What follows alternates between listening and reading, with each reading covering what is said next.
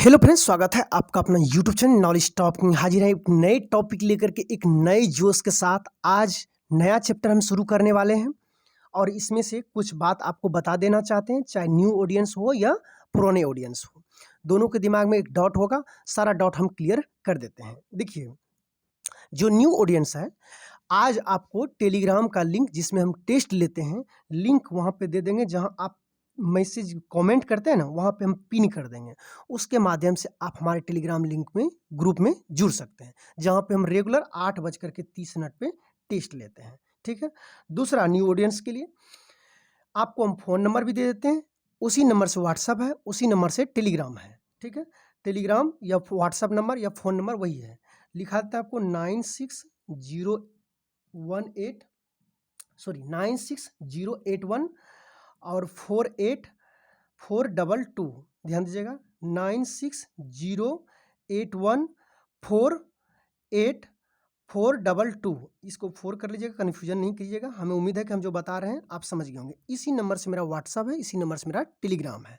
आपको कोई समस्या होगा तो आप कॉल करके हमसे पूछ लीजिएगा। अक्सर मैसेज से ज़्यादा होता है सवाल कि डायरेक्ट आप कॉल करके पूछ लीजिएगा, तो उसमें हमें जवाब देने में थोड़ा सा आसानी होता है। और जब आप कॉल कीजिएगा तो हो सकता है उसमें हम रिटर्न ना करें, लेकिन बाद में हम रिटर्न करते हैं।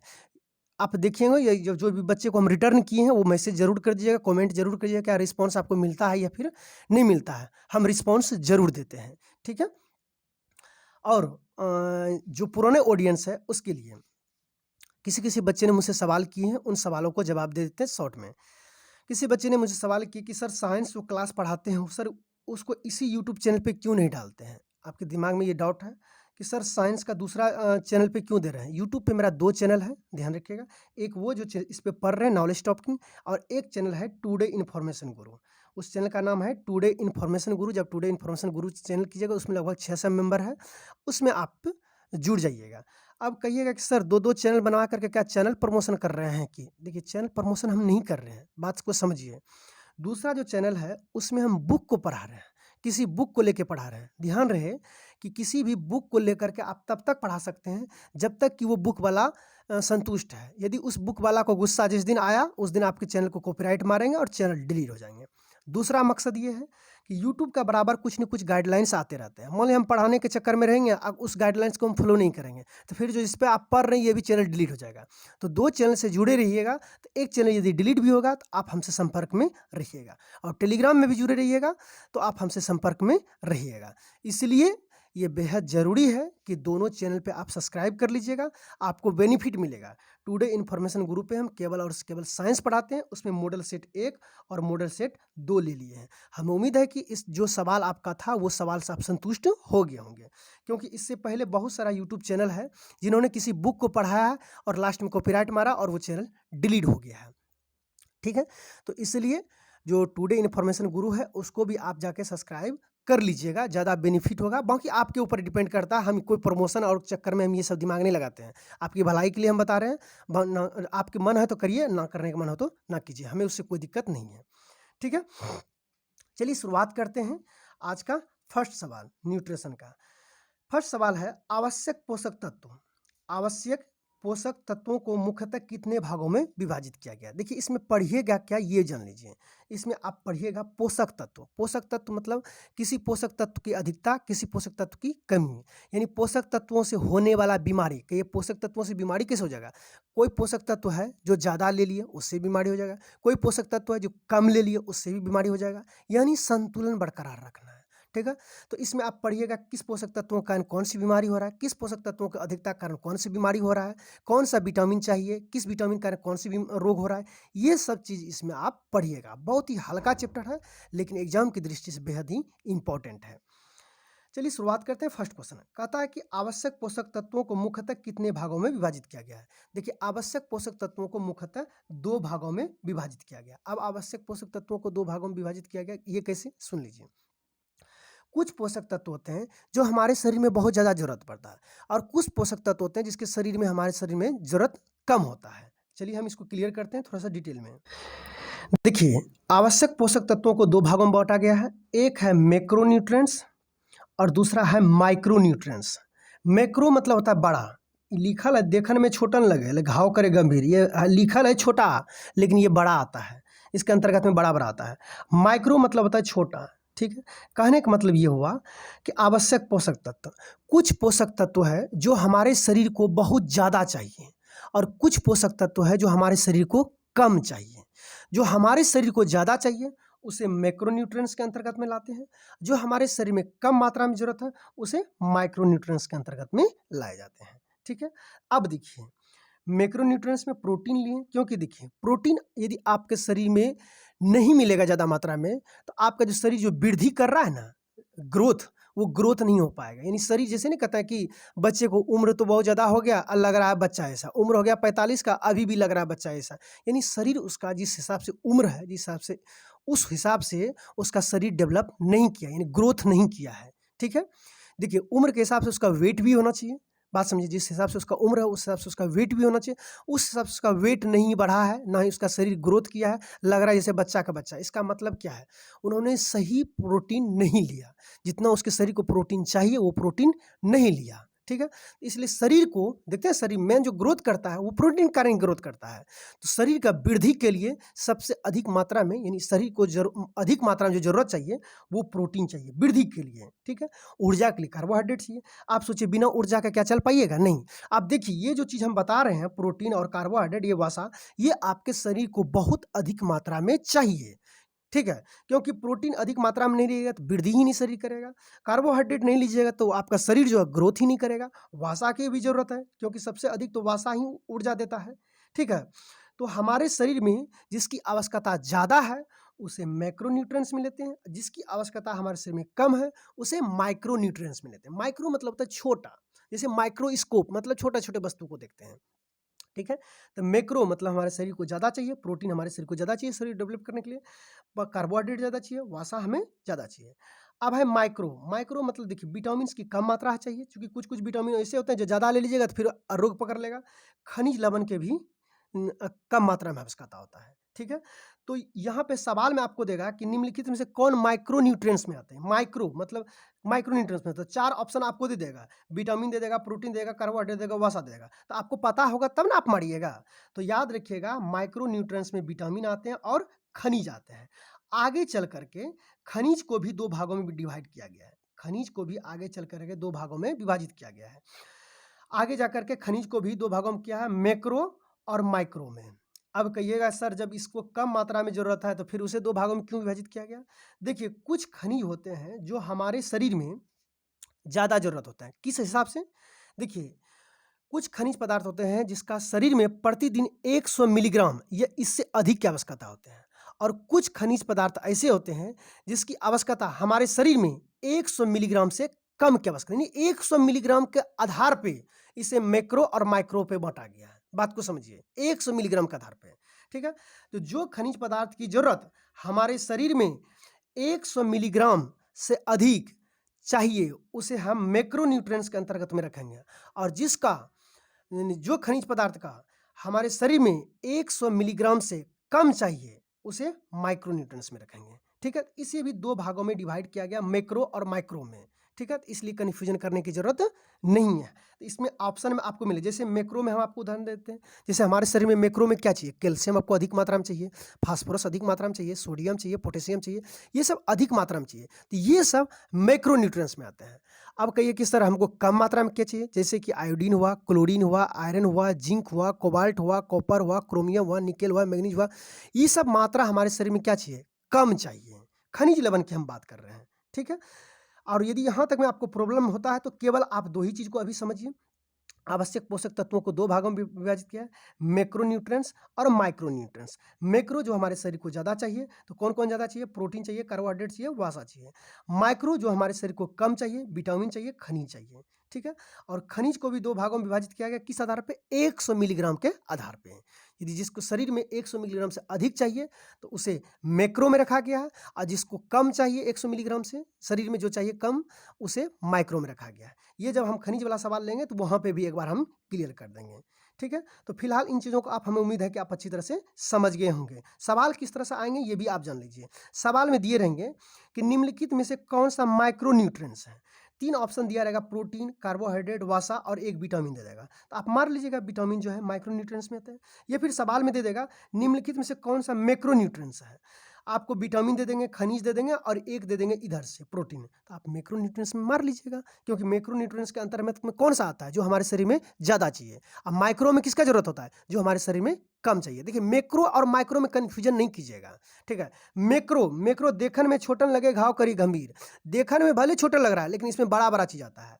अब माइक्रो माइक्रो मतलब होता है छोटा, कहीं भी छोटा चीज़ का जो उच्चारण करते हैं माइक्रो, माई लग गया माई, ठीक है, माई मतलब छोटा हो गया। हमें उम्मीद है इस क्वेश्चन को आप अच्छी तरह से समझ गए होंगे। अब चलते हैं सवाल के ऊपर। तो पहला सवाल का आंसर आपको क्लियर हो गया होगा कि आवश्यक पोषक तत्वों में मुख्यतः कितने भागों में विभाजित किया गया, 2 भागों में, एक मैक्रो और एक micro. Option number D is the correct answer. आगे बढ़ते हैं, हम कोशिश करते हैं सिस्टर कि आपको अच्छा से समझा दें ताकि दिक्कत नहीं हो, ठीक है। आगे है, देखिए मैक्रोन्यूट्रिएंट्स में शामिल है, मैक्रो मतलब क्या हुआ, ज़्यादा, जो शरीर में आपके शरीर को ज़्यादा चाहिए। सिवाय, सिवाय का मतलब हुआ कि 3 इसमें होगा, एक नहीं होगा मैक्रोन्यूट्रिएंट्स में। सिवाय मतलब होता नहीं, कहता है आपके सिवाय सब आ जाइए, मतलब आप नहीं आइए बाकी सब आ जाइए। बात समझ रहे ना। तो मैक्रो मतलब ज़्यादा, ठीक है, मैक्रो मतलब ज़्यादा।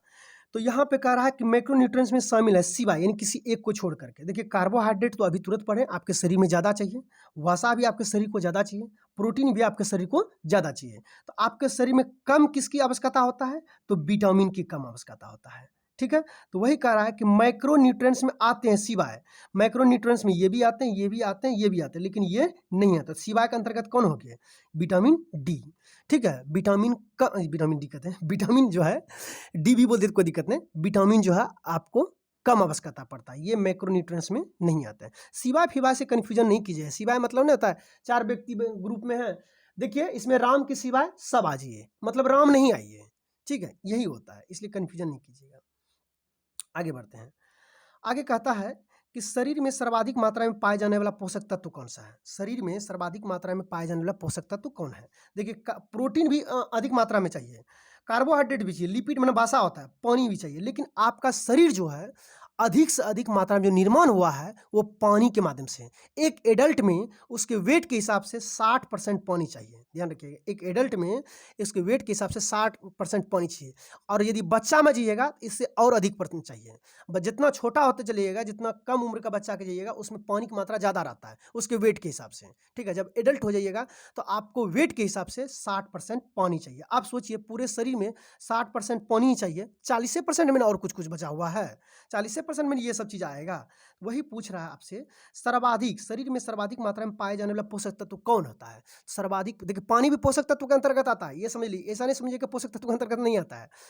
तो सर्वाधिक मात्रा में आपको, देखिए ये भी जरूरी है, ये भी मात्रा में रहता है, ये भी रहता है, ये भी रहता है, लेकिन सर्वाधिक मात्रा में आपका पानी होता है। वैसे भी कहता है आपका शरीर सबसे अधिक किससे निर्माण हुआ है, पानी से निर्माण हुआ है। यहाँ ऑप्शन ए और बी में कन्फ्यूजन नहीं कीजिएगा, और ए ये बी, तो आपको जब एग्जाम टेस्ट लेंगे तो उसमें आपका क्लियर हो जाएगा। भाई थोड़ा अकेले हैं, मेहनत करते हैं, समय रहता है, उसी हिसाब से मुझे टाइपिंग करना पड़ता है, उसी हिसाब से मुझे सवाल बनना पड़ता है, उसी हिसाब से हमें पढ़ाना भी पड़ता है। तो आप सोच लीजिए हम कितना पढ़ा सकेंगे। तो कुछ कुछ कभी इधर उधर मिस्टेक हो जाता है, लेकिन हम पढ़ा जो देते हैं वो बिल्कुल सटीक पढ़ा देते हैं। एक भी क्वेश्चन गलती होता है तो हम वीडियो ही डिलीट कर देते हैं, ताकि देखिए वीडियो इसलिए डिलीट कर देते हैं कि बच्चे जो हम अच्छे पढ़ाएं उस पर कमेंट नहीं करेंगे। जितना भी चाहे, देखिए आपका भी कमेंट करना जेन्युइन चीज़ है, गलत होगा तो आप कमेंट करिएगा ही, बच्चे उसमें कहेंगे सर ये गलत है, ये गलत है, ये गलत है, ठीक है। तो वो इसलिए कमेंट में ज़्यादा गलत गलत कहीं उच्चारण ना आ जाए, इसलिए उस वीडियो को हम डिलीट कर देते हैं, क्योंकि गलत ना हम पढ़ाएं। हमारा उद्देश्य रहता है कि हर चीज़ को संशोधित करके पढ़ाएं ताकि गलत आपको ना मिले। आगे सवाल है जो कि पहले भी हम पढ़ा चुके हैं, निम्नलिखित में से जल में घुलनशील विटामिन क्या है। देखिए 2 तरह के विटामिन होते हैं, एक वसा में घुलनशील और एक जल में घुलनशील। वसा में घुलनशील 4 विटामिन होता है, अभी ठोड़ पे रख लीजिए, ए डी के ई, एडेक, ए डी के ई, एडेक याद रख लीजिएगा अपने, ए डी के ई, एडेक, यानी एडेक याद रख लीजिएगा तो इसमें क्लियर हो जाएगा। ए डी के ई, ये 4 विटामिन होते हैं जो वसा में घुलनशील होता है। बाकी बी और सी 2 विटामिन ऐसे होते हैं जो जल में घुलनशील होते हैं, ठीक है। ये शरीर में एब्जॉर्ब नहीं होते हैं, जल्दी से निकल जाते हैं थीक माध्यम से, मतलब यूरिन के माध्यम से बाहर निकल जाते हैं शरीर से, ठीक है। तो कहता है कि जल में घुलनशील विटामिन कौन है, तो अभी तुरंत बताए बीसी, ठीक है, बहुत ज़्यादा आप बीसी हैं, जल में भी घुल जाते हैं, ठीक है। तो vitamin C B option number, ये देखिए वसा में घुलनशील, ये भी वसा में घुलनशील, ये भी वसा घुलनशील, तो जल में घुलनशील कौन है? विटामिन बी, यानी option number C is the correct answer. आगे चलते हैं, आगे है, आगे कहता है कि निम्न में से किसके अवशोषण के लिए विटामिन डी की आवश्यकता होती है? देखिए, विटामिन डी आपको बेहद ही जरूरी है, खास करके ठंडे मौसम में आप सूर्य का रोशनी जरूर लीजिए, उस समय जा करके, वैसे भी उस समय सेकना बहुत अच्छा लगता है।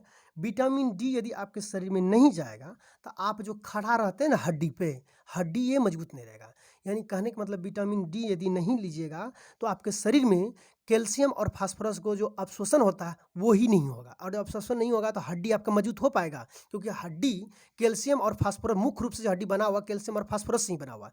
तो कैल्शियम और फास्फोरस को अवशोषण के लिए, यानी आपका शरीर एब्जॉर्ब कर ले, उसके लिए विटामिन डी की अति आवश्यकता है, ठीक है। तो वही कह रहा है किसके अवशोषण के लिए विटामिन डी की जरूरत होता है? तो कैल्शियम के अवशोषण के लिए विटामिन डी की क्या होती है? जरूरत होता है। और विटामिन डी नहीं मिलेगा, कैल्शियम नहीं मिलेगा, विटामिन डी नहीं मिलेगा और कैल्शियम फास्फोरस आपका शरीर एब्जॉर्ब नहीं करेगा, तो उस कंडीशन में आपका शरीर क्या हो जाएगा? कमजोर हो जाएगा। मैंने लुचुर पुचुर सांप की तरह ऐसे घूमने लगेगा, गोल कर देंगे, गोल की तरह गोल की तरह, क्योंकि हड्डी में जान ही नहीं रहेगा, हड्डी में कोई जान ही नहीं रहेगा, तो लुचुर पुचुर खड़ा भी नहीं हो पाएगा। तो हड्डी मजबूत करने के लिए क्या चाहिए मुझे? कैल्शियम और फास्फोरस चाहिए।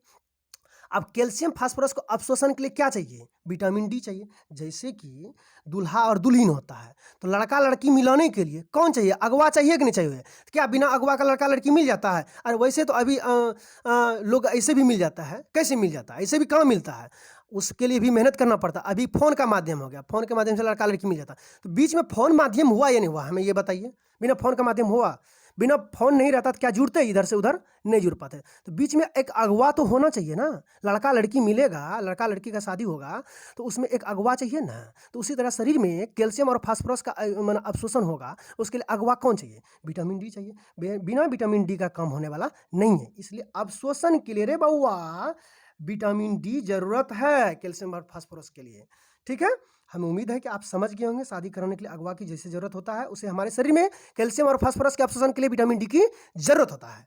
आगे बढ़ते हैं, कहता निम्न में से विटामिन जो त्वचा में सूर्य के प्रकाश के कारण संश्लेषित होता है, आप ये जान ही रहे, एब्जॉर्ब जो करता है विटामिन डी लेते हैं त्वचा में, किसके माध्यम, कौन सा विटामिन लेते हैं? सूर्य के प्रकाश से, सबको पता होगा। Vitamin D, vitamin D, vitamin D सूर्य के प्रकाश से मुझे मिलता है। Option number D is the correct answer. आगे कहता फलों में पाए जाने वाली शर्करा है। देखिए फलों में जो पाए जाने वाले फोसाफल, फोसाफ्रुक्टेज, फोसाफल, फोसाफ्रुक्टेज, फलों में पाए जाने वाला शर्करा कौन है? फ्रुक्टोज है। फलों में पाए जाने वाला शर्करा फ्रुक्टोज है, ठीक है। आगे बढ़ते हैं, आगे है निम्न में से किस में सबसे ज्यादा प्रोटीन पाया जाता है? देखिए निम्न में से कह रहा है, वैसे सबसे अधिक प्रोटीन सोयाबीन में पाया जाता है, ध्यान रखिएगा, सबसे अधिक प्रोटीन सोयाबीन में पाया जाता है। तो अब आप कहिएगा कि जब सोयाबीन में प्रोटीन पाया था तो सोयाबीन को क्यों नहीं खा लेता है लोग, सब कुछ छोड़ छाड़ करके सोयाबीन क्यों नहीं खा पाता? देखिए सोयाबीन का जो प्रोटीन होता है वो बहुत जटिल होता है, हमारा शरीर उतना जो है कहिएगा अवशोषण कर लेगा वो नहीं कर पाता, उसमें अपशिष्ट ज़्यादा पड़ जाता है। जैसे एक अंडा खाइएगा, एक सोयाबीन खाइएगा, आपको पूछेगा सबसे अधिक बेनिफिट शरीर के लिए कौन होगा, तो अंडा बेनिफिट हो जाएगा, सोयाबीन नहीं हो पाएगा, क्योंकि सोयाबीन खाइएगा 100 ग्राम तो उसमें 50% जो है लगभग बेकार ही चला जाता है। आपका शरीर नहीं, क्योंकि वो जटिल प्रोटीन होता है, वो एब्जॉर्ब भी नहीं कर पाएगा। हाँ, लेकिन ये जरूर कह सकते हैं सबसे अधिक प्रोटीन किस में पाया जाता है? पाया जाता है सबसे अधिक प्रोटीन सोयाबीन में पाया जाता है, लेकिन यहाँ ऑप्शन में सोयाबीन नहीं दिया हुआ है, यहाँ 4 ऑप्शन आपको दिया हुआ है, इसमें आपको बताना सबसे अधिक प्रोटीन किस में पाया था। तो सबसे अधिक इसमें प्रोटीन आपको दाल में पाया था, अंडा में भी पाया था, लेकिन इससे ज़्यादा किस में पाया था? दाल में। अब कहेंगे सर अधिक और कम कैसे लेता है? जैसे कि 100 ग्राम अनाज लीजिएगा, 100 ग्राम घी लीजिएगा और 100 ग्राम दाल लीजिएगा, 100 ग्राम अंडा लीजिएगा, उस आधार पर देखिएगा सबसे अधिक में किस में प्रोटीन पाया जाता है। एक मेजरमेंट तो होना चाहिए ना, 100 ग्राम ले लीजिएगा और देखिए उसमें किस में प्रोटीन होता है। जब 100 ग्राम करके सबको चेक कीजिएगा, 100 ग्राम अनाज लीजिएगा, इसमें चेक कीजिएगा प्रोटीन, घी लीजिएगा, इसमें प्रोटीन चेक कीजिएगा, दाल लीजिएगा, इसमें चेक कीजिएगा, 100 ग्राम अंडा लीजिएगा, इसमें चेक कीजिए, पता चलेगा सबसे अधिक किस में पाया जा रहा है। इन चारों में से सबसे अधिक दाल में पाया जाता है प्रोटीन। इसका आंसर क्या हो जाएगा? Option number C is the correct answer. लेकिन यदि आपको कहा जाएगा कि ऑल ओवर सबसे अधिक किस में प्रोटीन पाया जाता है, तब याद रखिएगा सोयाबीन, ठीक है। आगे चलते हैं, आगे फिर उस वही सवाल लिए हैं, एकदम जस्ट हल्का सवाल होगा लेकिन कन्फ्यूजन कर देता है, इसलिए मिस ना हो। निम्न में से कौन वसा में घुलनशील विटामिन है? अभी तुरंत बताएं, ADKE, ठीक है। निम्न में से कौन सा वसा में घुलनशील नहीं है? देखिए ए तो है ये है, डी तो है ये है, ठीक है, और ई भी है ये है। तो कौन घुलनशील नहीं है वसा में? बी नहीं है, क्योंकि बी और सी किस में घुलनशील होता है? पानी में घुलनशील होता है। तो बी जो वसा में घुलनशील नहीं है। आगे बढ़ते हैं। कहता है 1 ग्राम वसा के पाचन में कितनी ऊर्जा प्राप्त होता है? ठीक है, 1 ग्राम फेट लीजिएगा तो उसमें कितनी ऊर्जा प्राप्त होता है? उसमें 9 किलो कैलोरी ऊर्जा प्राप्त होता है। सबसे अधिक जो ऊर्जा आपको मिलता है वो वसा से ही मिलता है। ठीक है, 9 किलो कैलोरी। 1 ग्राम वसा के पाचन से कितना ऊर्जा प्राप्त होता है? 9 किलो कैलोरी। ठीक है, आगे बढ़ते हैं। आगे कहता है कि शरीर में सबसे अधिक मात्रा में पाए जाने वाला खनिज, अभी तुरंत आपको हम बताए थे कि खनिज को भी मैक्रो और माइक्रो के आधार पर बांटा गया है। 100 ग्राम 100 मिलीग्राम के आधार पर। यदि शरीर में 100 मिलीग्राम से अधिक जरूरत है खनिज तत्वों का तो उसे हम मैक्रो में काउंट करते हैं। यदि शरीर में 100 मिलीग्राम से कम जरूरत है तो उसे हम ये माइक्रो में काउंट करते हैं। ठीक है, तो यहाँ पे आप देख लीजिए कि शरीर में सबसे अधिक मात्रा में पाए जाने वाला खनिज, वैसे भी आप देख रहे हैं हड्डी आपका निर्माण होता है। 4 ऑप्शन से क्लियर आपको पता चल गया होगा कि कैल्शियम सबसे अधिक मात्रा में पाया जाता है खनिज तत्व में। ठीक है, option number A is the correct answer. आगे चलते हैं। कहता है कि निम्न में से किस खनिज की कमी से दंत क्षय रोग हो जाता है? दंत यानी दांत झड़ने लगता है। बुढ़ा होते हैं, बुढ़ारी में दांत सब कुछ टूटने लगता है। बाबा आपका दांत उत्सव का लगता है टूट गया है, झड़ गया है, तो आम आम आम आम करने लगेगा, बढ़िया से बोल नहीं पाएगा। दांत का बहुत जरूरत होता है। दांत रहेगा तो आप देखने में चेहरा खिलते रहेगा, सुंदर लगेगा। आदत में झड़ जाएगा तो बुरा नजर लगने लगेगा। वैसे डुप्लीकेट दांत का भी व्यवस्था हो गया, टेंशन लेने की जरूरत नहीं है। हमारा टेक्नोलॉजी बहुत ज़्यादा बढ़ गया है। कहता है निम्न में से किस खनिज के कमी के कारण दंत क्षय मतलब दांत झड़ने लगता है? तो देखिए, कमी यदि हो गया दांत में फ्लोरीन का, फ्लोरीन की कमी हो गया तो आपका दांत झड़ना खत्म, मतलब दांत झड़ना शुरू हो जाएगा। और यदि फ्लोरीन अधिक हो गया तब, फ्लोरीन अधिक हो जाएगा तब, जैसे कि एक पौधा को जितना खाना उसे चाहिए और उससे भी ज़्यादा दे दीजिएगा तो पौधा क्या करने लगता है? जन्ने न तन्ने बढ़ने लगता है। इन टेकौनी निकाल देगा, वो न टेकौनी निकाल देगा, ऊपरों भाग जाएगा, लतरने लगेगा, पूरा घेर देगा। बात समझ रहे हैं? संतुलन, हमारे दांत में यदि फ्लोरीन की कमी हो गया तो दांतवा आपका सबटा झड़ जाएगा। और यदि फ्लोरीन की अधिकता हो गया तो आपका दांत टेढ़ा मेढ़ा हो जाएगा। एगो दांत इधर निकल जाएगा, एगो दांत उधर निकल जाएगा। दांत जैसे नहीं निकलता हाथी का 2 दांत, ऐना करके निकल जाएगा। ठीक है, तो प्रोटीन के ये फ्लोरीन ज़्यादा हो गया तो दांत विकृति हो जाएगा। विकृति मतलब टेढ़ा मेढ़ा हो जाएगा। अब फ्लोरीन कम हो गया तो दांत में झड़ जाएगा। यानी सब मिला करके क्या चाहिए? संतुलन। ठीक है, फ्लोरीन ज़्यादा नहीं होना चाहिए, फ्लोरीन कम भी नहीं होना चाहिए। अभी तुरंत आपको बताए थे ना कि इसमें पढ़िएगा, किसी चीज़ के ज़्यादा होगा तो उससे भी बीमारी हो जाएगा, और किसी चीज़ की कम हो जाएगा तो उससे भी ज़्यादा हो जाएगा। अति सर्वत्र वर्जते, किसी भी चीज़ की अति नहीं होना चाहिए, संतुलन। ठीक है, तो वही कहता है शरीर में निम्न में से किस खनिज की कमी के कारण जो है दंत क्षय होता है? फ्लोरीन की कमी के कारण दंत मतलब झड़ने लगते हैं। अब फ्लोरीन ज़्यादा हो गया तो दांत की विकृति जगह टेढ़ा मेढ़ा दांत निकलने लगा है ना। का हाथी रंग दांत निकालिएगा 2 गो, ठीक है, एगो दिखाने वाला एगो खाने वाला। तो option number A is the correct answer. आगे बढ़ते हैं। कहता है रिकेटस, इसके बारे में भी पहले भी हम बता चुके हैं। हमें उम्मीद है इस क्वेश्चन को आप समझ गए होंगे। रिकेटस जो बच्चे में होते हैं, रिकेटस रोग, देखिए विटामिन डी के बारे में पहले भी बता दिए हैं कि विटामिन डी की कमी के कारण बच्चे में रिकेटस रोग होता है। और जो वयस्क होता है उसमें ऑस्टियोपोरोसिस रोग होता है। कहीं कहीं ऑस्टियोमालेशिया भी लिखा रहता है। ठीक है, तो ऑस्टियोपोरोसिस रोग होता है। जवान व्यक्ति हैं, धूप नहीं ले रहे हैं टाइम पे टाइम, धूप नहीं लेते तो कम से कम उस हिसाब से खाना खाइए जिसमें विटामिन डी रहता है। नहीं तो आप कहिएगा सर एसी में रहता है तो ओकरा ऑस्टियोपोरोसिस काहे नहीं धर लेता है? भैया वो एसी में रहता है तो उस हिसाब से न्यूट्रिशन लेता है, उसका न्यूट्रिशन मेंटेन रहता है। ठीक है, वो 2 गो सेब, 2 गो नारंगी, 2 फल सब खाएगा। हम गरीब आदमी हैं, क्या खाएंगे? कुछ नहीं खाएंगे, वही दाल भात चोखा खाएंगे। तो धूपा में नहीं रहिएगा, न्यूट्रिशन नहीं लीजिएगा तो फिर ऑस्टियोपोरोसिस रोग धर लेगा। ठीक है, अब बच्चे में रिकेटस रोग, देखिए नेचुरल भगवान कितना तेज है। कहता ठीक है भैया, जिस जो एसी में रहने वाले हैं कोई बात नहीं, खाना खा करके आप मेंटेनेंस कर लीजिएगा। और जो गरीब व्यक्ति है उसके लिए भगवान कहता है सूर्य, चलिए हम दे रहे हैं ना एनर्जी, टेंशन नहीं लीजिए, हम दे रहे हैं। विटामिन डी सूर्य से आपको मिल जाएगा। इसलिए रिकेटस, अब खूब धूप में दोपहरिया में नहीं चलिएगा, वो खूब धूप भी फायदेमंद नहीं होता, ध्यान रखिएगा। ठीक है, ऐसा नहीं कि धूप में जाते हैं खड़ा रहेंगे पूरे विटामिन डी भर जाएगा, ना ना ना ना बाबा, उसका भी कंडीशन होता है। ठीक है, तो खास करके ठंडी में जरूर सेकिए। ठीक है, बाकी तो आपको धूप ऐसे उसे इधर उधर से लगते रहता है तो उतना मेंटेन होगा। रिकेटस बच्चे में होता है कमी के कारण, विटामिन डी के कारण। ठीक है, आगे चलते हैं। स्कर्वी, तुरंत आपको बताए थे, स्कर्वी रोग किस विटामिन की कमी के कारण होता है? विटामिन सी की कमी के कारण होता है। ठीक है, और विटामिन सी का रासायनिक नाम होता है स्कार्बिक एसिड। देखिए विटामिन सी की कमी हो जाएगा तो मसूड़े से खून बहना शुरू हो जाएगा। लोग कहेगा ये इसको परिया धर लिया है, वहाँ विटामिन सी की कमी होने लगा, मुँह में से खून निकलना, बिना पान खाए ही जो है ना दाँत लाल होना शुरू हो जाएगा। इसलिए समय-समय पे आँवला भी खाया कीजिए। आँवला मिलता है मार्केट में, सस्ते में मिलता है, उसका चटनी बना-बना के खाइए कम से कम। उस विटामिन सी का सबसे अच्छा स्रोत है, और भी स्रोत है, लेकिन विटामिन सी का ज़्यादा आँवला माने महँगा भी खूब नहीं मिलता, लेकिन जब मौसम आता है तो उसमें भी आँवला आपको मिलता है, तो इसलिए आँवला भी कम सीज़नेबल भी फल खाइएगा ना, आप बीमार नहीं रहिएगा, ये कन्फर्म। और ख़ास करके कोशिश कीजिए सीज़नेबल ही खाने का, और सीज़न में सस्ता पड़ जाता है, इसलिए टेंशन लेने की ज़रूरत नहीं। आँवला खाओ, विटामिन सी को दूर भगाओ, बिना पान खाए मुँह को लाल से बचना है, तो विटामिन सी लेना ज़रूरी है। Option number A is the correct answer. आगे बढ़ते हैं। कहता है कि किस विटामिन की अनुपस्थिति के कारण कैल्शियम में कमी हो जाता है। फिर वही चीज़ है, लेकिन क्वेश्चन को क्या कर दिए हैं, घुमा दिए हैं। विटामिन डी के रे बउआ कमी हो जाएगा, अगवा इसी को ना बोले थे, अगवा जा शादी ब्याह करा दीजिएगा। विटामिन डी की कमी हो जाएगा तो फिर आपके शरीर में किसकी कमी हो जाएगा, कैल्शियम की कमी हो जाएगा। Option number A is the correct answer. आज हम 15 ही क्वेश्चन लिए हैं, कल से हम जो है 20 क्वेश्चन बढ़ा देंगे। ठीक, हमें उम्मीद है कि आप इस क्वेश्चन को समझ गए होंगे।